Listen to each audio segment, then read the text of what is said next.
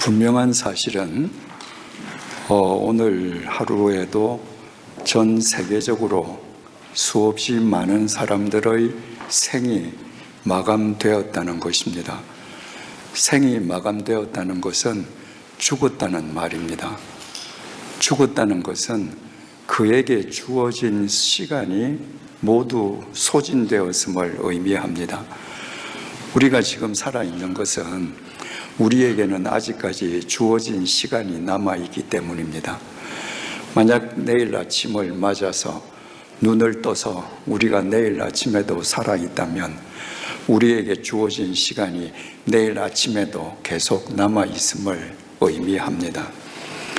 이처럼 인생이라고 하는 것은 생을 명하신 분이 우리 각자에게 주신 시간의 길이만큼 사는 것을 의미합니다. 그런 의미에서 인생은 시간이라고 말할 수 있습니다. 인생은 시간이기 때문에 인생을 살아간다고 하는 것은 주어진 시간을 무엇인가와 끊임없이 바꾸어 가는 것을 의미합니다. 우리가 하루를 산다는 것은 우리에게 주어진 하루의 시간을 무엇인가와 바꾸는 것입니다. 평생을 학문과 자기 시간을 바꾸는 사람은 학자가 됩니다. 상업과 자기 시간을 바꾸는 사람은 사업가가 됩니다. 도박과 자기 시간을 바꾸는 사람은 도박꾼이 됩니다. 아무것도 하지 않고 그저 멍 때리기만 하는 사람은 아무것도 하지 않는 삶과 자기의 시간을 바꾸고 있는 사람입니다. 여러분은 지금까지 여러분에게 주어진 시간을 무엇과 바꾸어 왔습니까? 그 결과가 오늘 여러분의 모습입니다. 오늘 하루 여러분은 여러분에게 주어진 시간을 무엇과 바꾸려고 하십니까? 바로 그 결과가 여러분의 내일이 될 것입니다. 그러므로 우리가 매일매일 내가 무엇과 내 시간을 바꾸는지를 생각하고 살아가지 아니하면 언젠가 내 인생에서 시간이 소진되는 순간 어제 표현대로 내 코끝에서 호흡이 멎는 순간 그 사람이 후회하지 않겠습니까? 아침에 동쪽에서 뜬 해는 질 때까지 그 빛이 아름답습니다. 그러나 태양의 빛이 가장 아름다운 시간은 서쪽 하늘을 벌겋게 물들이는 석양입니다.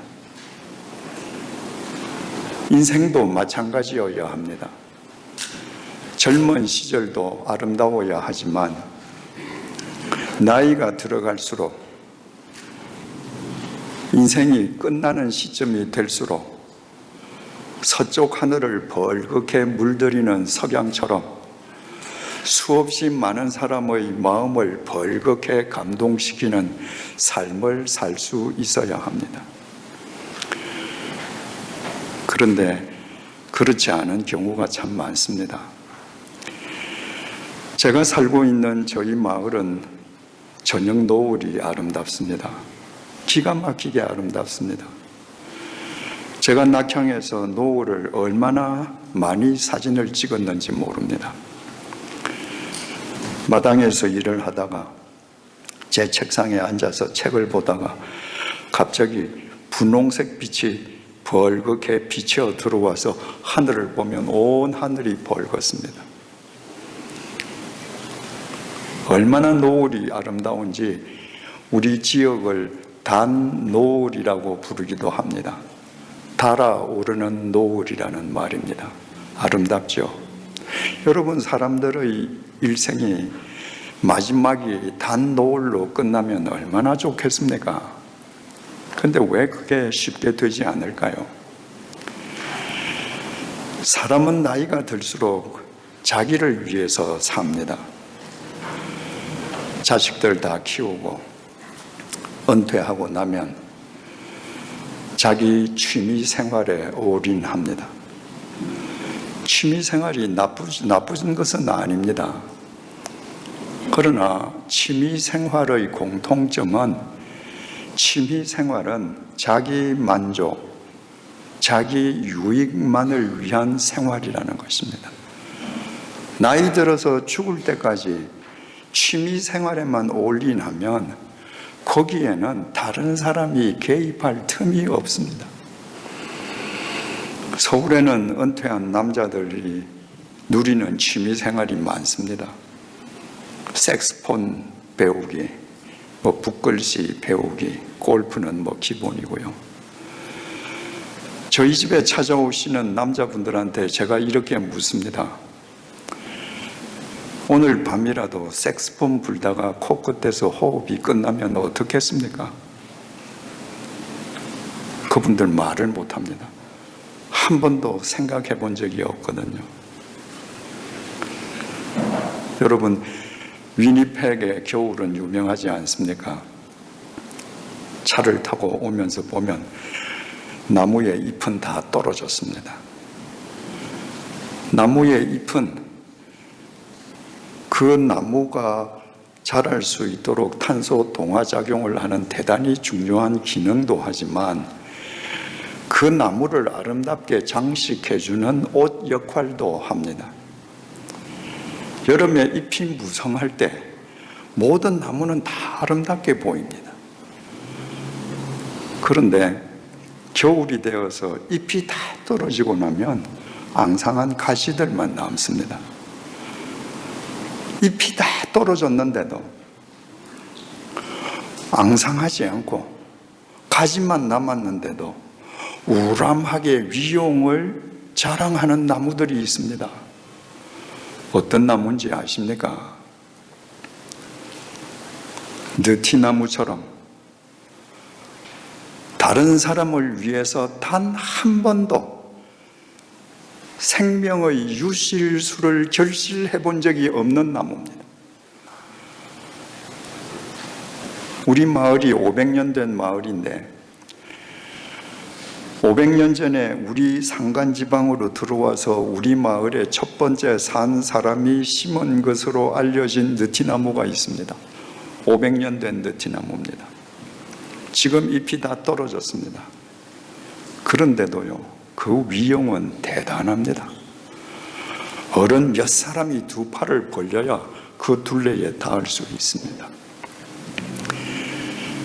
500년을 살아가는데 다른 사람을 위해서 단 한 개의 생명의 열매도 맺어준 적이 없습니다. 그런 나무는 500년이 지나도 그렇게 웅장합니다. 그런데 여러분들 평생 감을 생산하고 평생 포도를 생산하고 평생 사과를 생산한 유실수들은 잎이 떨어지면 어떤지 아십니까? 나무 가지들이 뒤틀려 있습니다. 앙상합니다. 이 세상에 뿌리를 내린 이후 자기를 위해서 산 적이 없거든요. 남을 위해서 살았습니다. 제가 고창에 2차 갔을 때 저희 사랑채 뒤에 큰 감나무가 있었습니다. 그런데 그 감나무 중간이 썩는 거예요. 그래서 이거를 그 썩는 부분을 도려내고 시멘트로 메우면 될까? 아니면 이걸 베야 될까? 그래서 저하고 나이가 비슷한 동네 어른한테 물었습니다. 와서 우리 집 감나무 좀 봐줘요. 이거 어떻게 하는 게 좋습니까? 그분이 그랬습니다. 이거 우리 어릴 때 다 올라가서 놀던 감나무인데 이거 100년 됐습니다. 유실수는 100년 되면 다 끝입니다. 수명 다 했습니다. 이거 빼야 됩니다. 남을 위해서 열매를 맺어주지 않는 느티나무는 500년을 살고도 아직도 늠름한데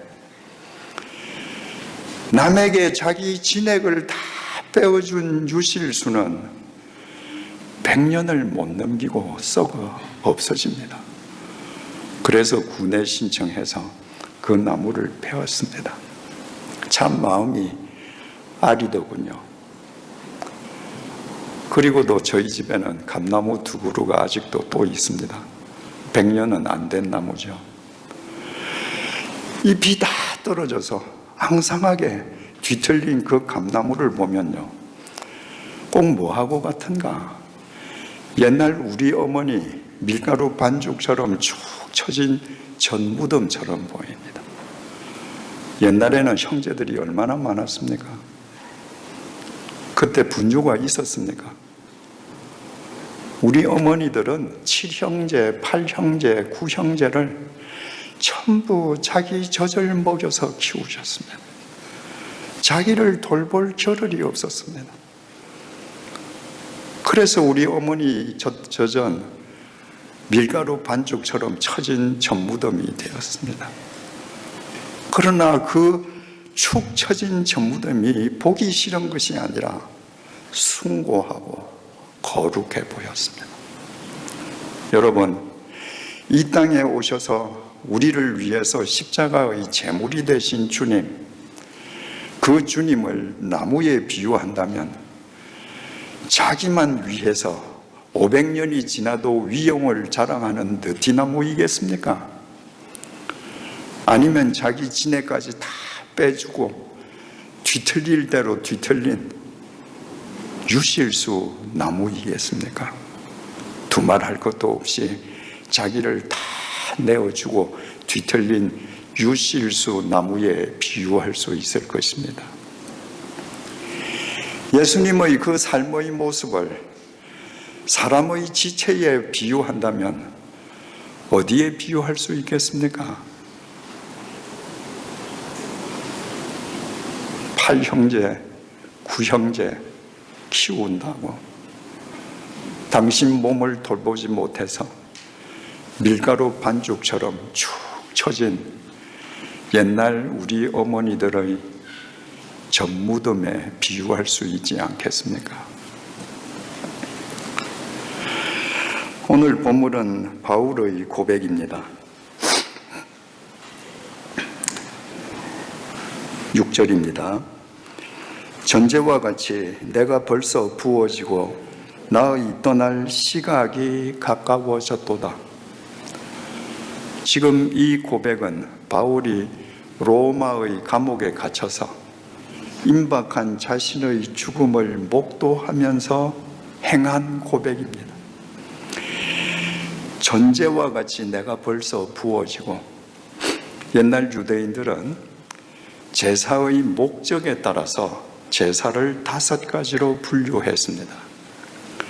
하나님께 자기를 완전 의탁하는 번제, 희생과 봉사를 뜻하는 소제, 모든 주위 사람들이 다 같이 잔치를 벌리는 화목제, 내가 누구에겐가 죄를 지었을 때 그 죄를 속하기 위한 속죄제, 내가 누군가의 물건에 손해를 끼쳤을 때 그 물건을 보상하기 위해서 드리는 속건제, 이렇게 목적에 따라서 5가지 제사로 나누어졌습니다. 그런데 그 제사를 어떤 모양으로 드리느냐에 따라서 4가지로 또 나누어졌습니다.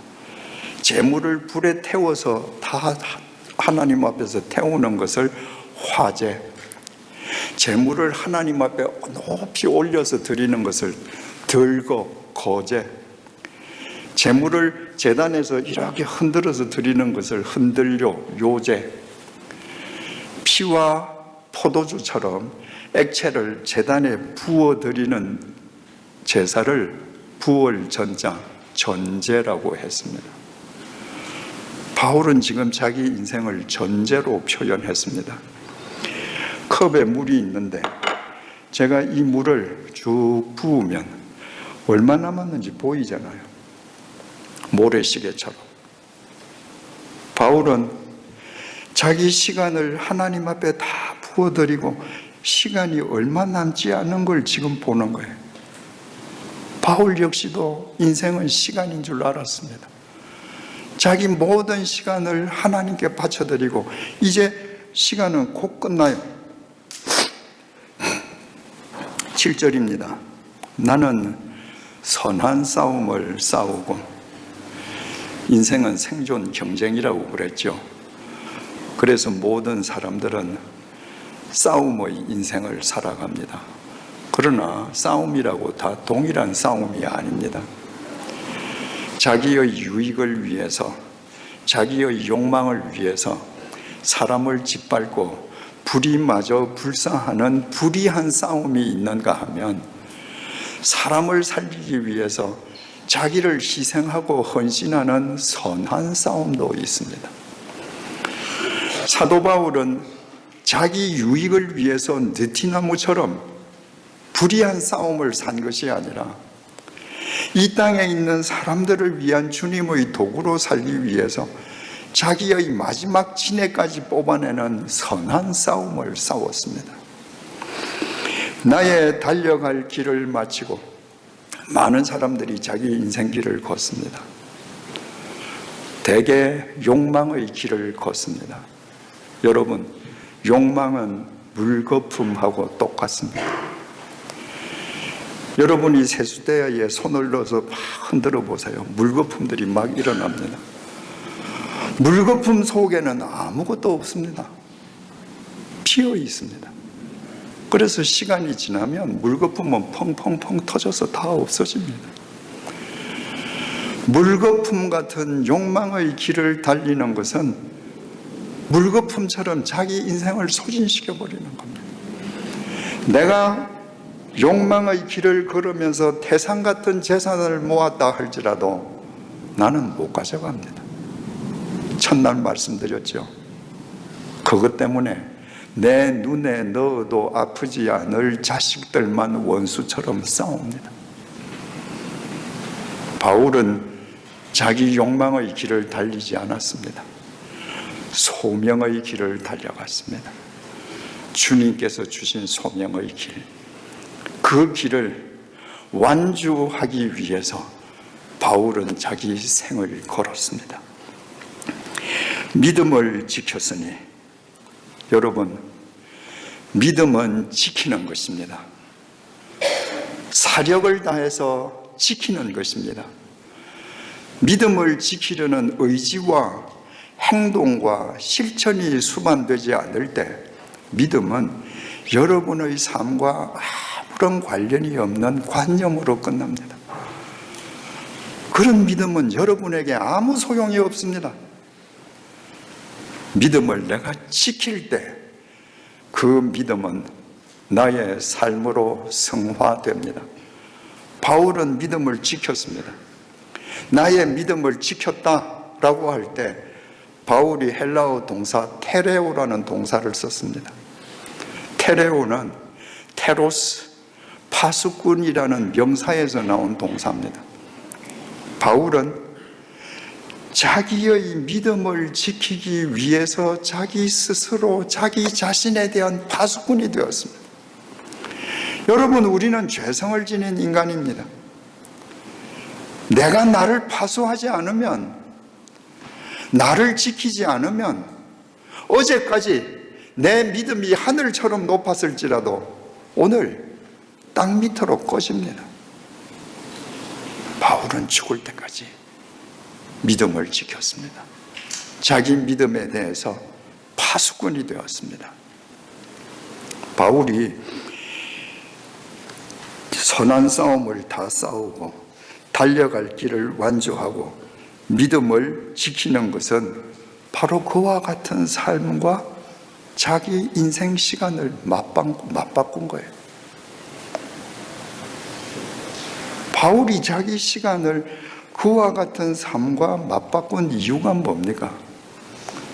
선한 싸움을 싸우고 달려갈 길을 마치고 믿음을 지키기 위해 시간을 바꾼 것은 그렇게 삶으로서 자신을 통해 한 명이라도 더 구원하시려는 하나님의 뜻을 이루기 위함이었습니다.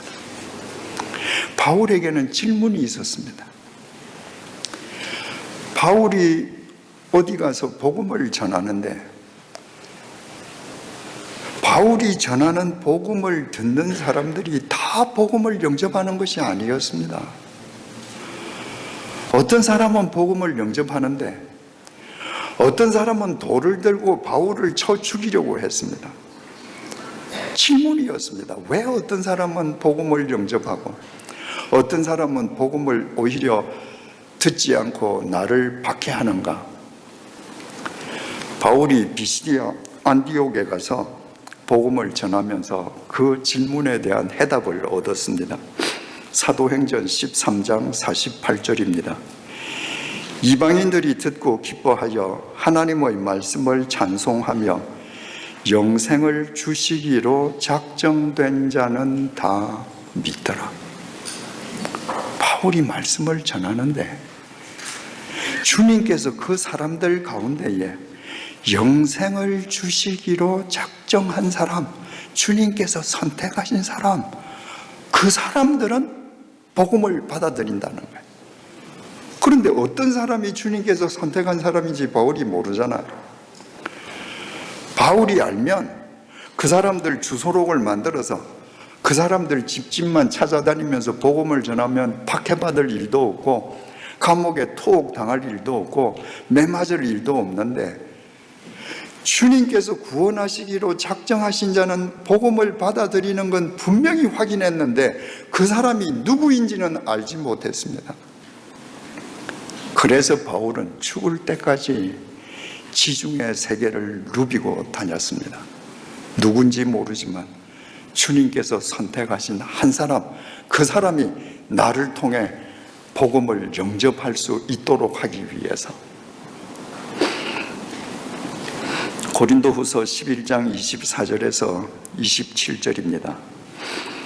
유대인들에게 40에서 하나 감한 배를 5번 맞았으며 3번 태장으로 맞고 1번 돌로 맞고 3번 파선하고 1주야를 깊은 바다에서 지냈으며 여러 번 여행하면서 강의 위험과 강도의 위험과 동족의 위험과 이방인의 위험과 시내의 위험과 광야의 위험과 바다의 위험과 거짓 형제 중의 위험을 당하고 또 수고하며 애쓰고 여러 번 자지 못하고 줄이며 목마르고 여러 번 굶고 춥고 헐벗었노라. 바울이 왜 이렇게 살았습니까? 왜 이렇게 매맞고 왜 이렇게 절체절명의 순간들을 맞닥뜨리고 왜 춥고 배고프고 왜 그 고생을 하면서 살았습니까? 한 사람에게라도 주님의 생명을 전하기 위함이었습니다. 바울의 이 모습을 나무에 비유한다면 자기만 아는 아름드리 느티나무가 아니라 땅에 뿌리를 박으면서부터 썩어서 톱질을 당할 때까지 사람들에게 모든 생명의 열매를 끊임없이 제공해주는 말라 비틀어진 유실수의 모습 아니겠습니까? 사람의 지체에 비유한다면 우리를 키우기 위해서 밀가루 반죽처럼 축 처졌던 옛 어머니의 전무덤 아니겠습니까? 바울이 그렇게 살았습니다. 8절입니다. 이제 후로는 나를 위하여 의의 멸류관이 예비되었으므로 주 곧 의로우신 재판장이 그날에 내게 주실 것이며 내게만 아니라 주의 나타나심을 사모하는 모든 자에게도니라. 사람을 살리고 사랑하기 위해서 자기의 시간을 몽땅 바꾼 사람, 아름드리 느티나무가 아니라 비틀어진 유실수로 사는 사람들, 그런 사람들에게는 주님께서 의의 멸류관을 씌워주신다는 거예요. 왜? 주님께서 그렇게 사셨거든요. 여러분, 하나님께서 우리를 만들어주신 우리의 사지백체를 한번 보셔요. 우리의 사지백체 가운데에서 자기 자신을 위한 사지백체는 하나도 없습니다. 우리 사지백체는 전부 다 다른 사지백체한테 봉사하기 위해서 존재합니다. 내 오른 손등이 가려운데 내 오른 손가락이 내 오른 손등을 긁을 수 있나요? 왼손이 긁어줘야 됩니다. 내가 밥을 먹고 싶은데 내가 개처럼 입으로 밥을 전부 다 깨끗하게 먹을 수 있습니까? 손으로 떠먹어야 됩니다. 손이 내 입속에 밥을 넣어줘야 됩니다. 내 입속에 들어온 밥을 내가 씹어서 삼킵니다. 위장이 소화시켜줘야 합니다. 그 위장이 우리 온몸으로 영양분을 제공해 줍니다. 내가 걷고 싶으면 내 발이 봉사합니다. 내가 원하는 곳으로 걸어줍니다. 그러니까 우리 사지백체는 정말 숭고합니다. 이렇게 봉사의 지체로만 구성된 우리 사지백체로 이루어진 우리가 그 사지백체가 하나가 된 사람이 되면 철저하게 이기적인 느티나무로 살려고 합니다. 이 봉사의 지체를 가지고, 이 봉사의 손을 가지고 다른 사람을 해치고 나의 욕망만을 위해서 살려고 합니다. 여러분, 예전에 스티브 맥퀸이 주연했던 빠삐용이라는 영화가 있었죠.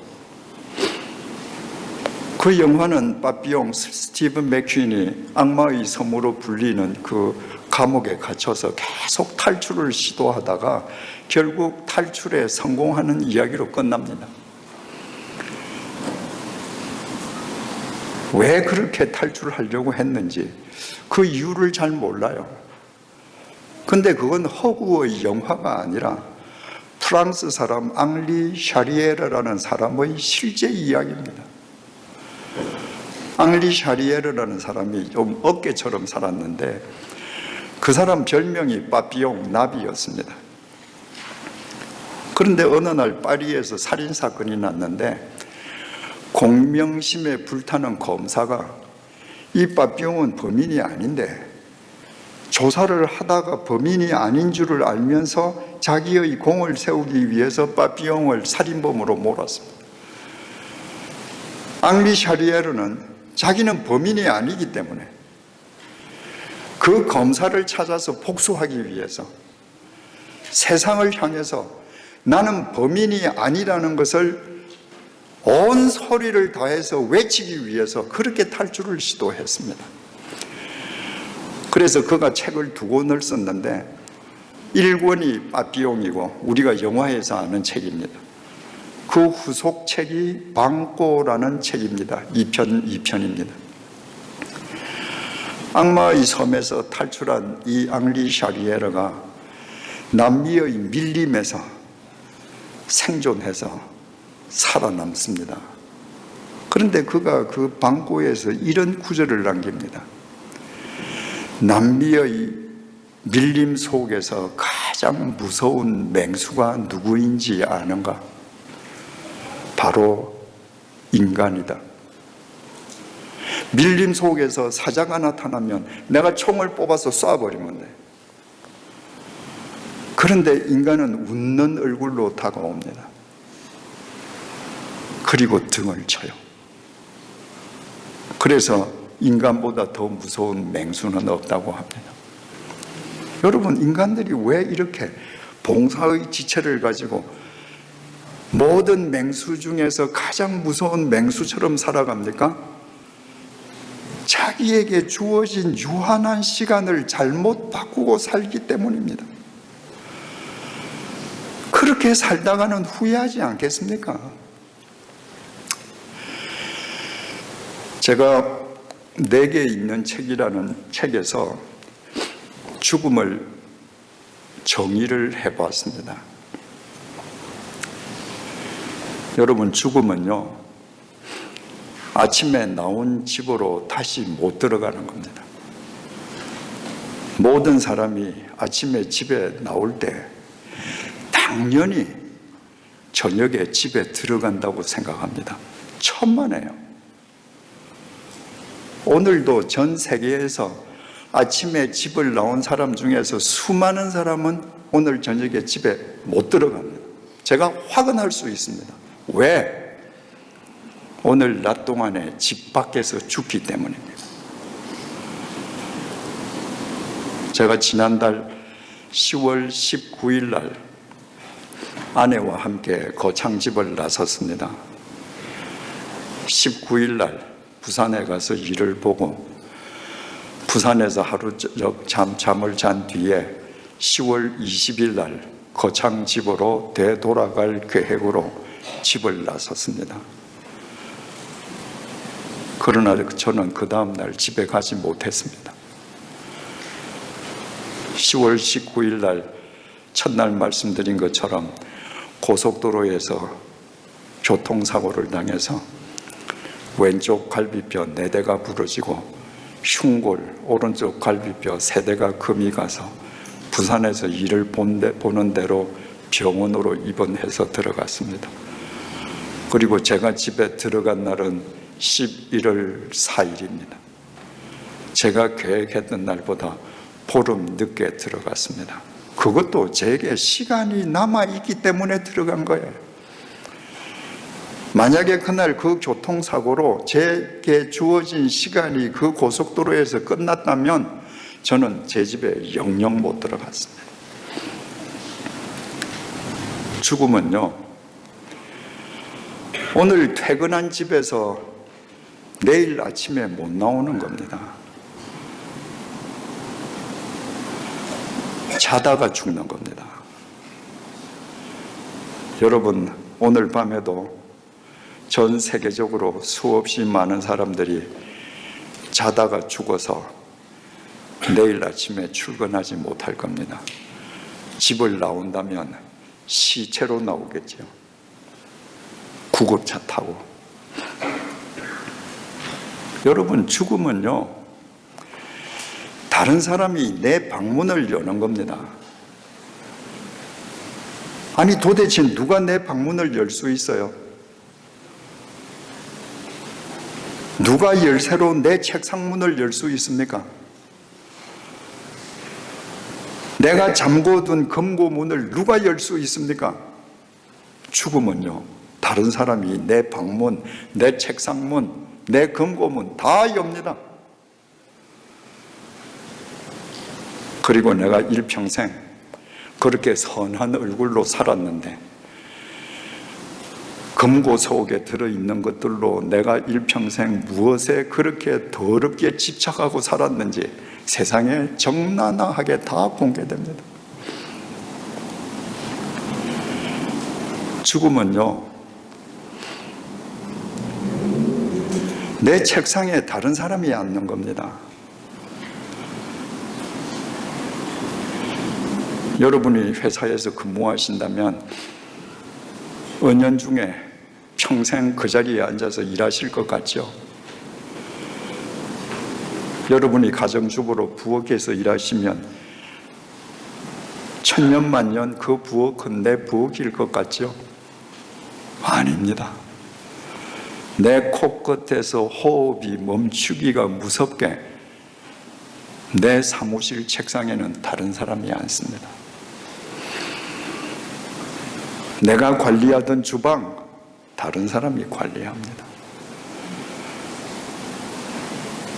내가 평소에 매번 일을 말끔하게 처리하지 않으면 내가 버려놓은 일 때문에 내 후임자가 고생할 겁니다. 우리 주위에 죽은 사람이 벌려놓은 일 때문에 자식들이 경제적으로 고생하는 사람들 얼마나 많습니까? 그게 죽음이에요. 죽음은요, 작별 인사를 못하고 헤어지는 겁니다. 많은 그리스도인들이 근거 없는 환상을 갖고 있습니다. 내가 죽을 때는 사랑하는 자식들 다 불러 모으고 다 한 방에 원을 그리고 앉아서 내가 좋아하는 찬송을 자식들이 불러주고 자식들이 나를 위해서 기도하고 나도 자식들을 위해서 기도 한번 해주고 자, 우리 천국에서 만나자, 빠이빠이, 이러고 헤어질 거라는 환상을 갖고 있습니다. 여러분 주위에 그렇게 죽는 사람 보셨습니까? 없습니다. 그렇게 죽는 사람은 10,000명 가운데 1명 있을까 말까 합니다. 대개는 자고 일어나니 돌아가셨더라. 교통사고로 돌아가셨다. 작별 인사 못합니다, 여러분. 그러기 때문에 우리에게 주어진 시간을 우리는 바르게 써야 합니다. 우리에게 주어진 시간을 내 자신만 아는 느티나무로 나를 가꾸기 위해서 쓰면요, 내 주위 사람들이 고생합니다. 불현듯이 죽음이 내게 찾아왔을 때 내가 땅을 치고 통곡하면서 떠나게 됩니다. 내가 이기적으로 살아온 내 삶의 결과 때문에 내 사랑하는 가족들이 두고 고생하게 됩니다. 그래서 우리는 나만 아는 우람한 느티나무가 아니라 내 생명이 다하기까지, 내 코끝에 호흡이 있기까지, 내게 1분이라도 시간이 남아있을 때까지 무엇인가 누구에게 나누어지는 유실수, 비록 나는 비틀어진 가시 같은 모습을 하고 있을지라도 생명의 삶과 나를 바꾸는 그리스도인이 되어야 합니다. 여러분, 한때 대한민국 교회가 전 국민의 4분의 1이 크리스찬이라고, 멀지 않아서 3분의 1이 크리스찬이 될 것이라고 호언장담하지 않았습니까? 다 어디 갔습니까? 지금도 4분의 1이 크리스찬입니까? 아닙니다. 전 세계적으로 왜 기독교가 쇠퇴합니까? 이유는 간단합니다.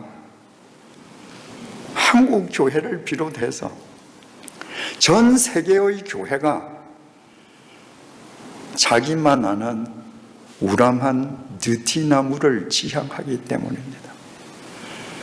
여러분 한번 생각해 보세요. 이 땅의 교회가, 이 땅의 교회를 구성하고 있는 그리스도인들이 바울처럼 온갖 핍박을 당하면서도 세상 사람들에게 생명을 나누어 주기 위해 자기의 시간을 바꾸는 말라 비틀어졌을 망정 유실수로 살아간다면 교회는 쇠퇴하기는커녕 생명이 넘치지 않겠습니까? 생명을 갈구하는 사람으로 교회는 차고 넘치지 않겠습니까? 그런데 교회마다 스스로 느티나무들이 되려고 합니다. 생명이 없습니다. 누구도 희생해 주지 않습니다. 쇠퇴하지 않으면 그것이 이상합니다.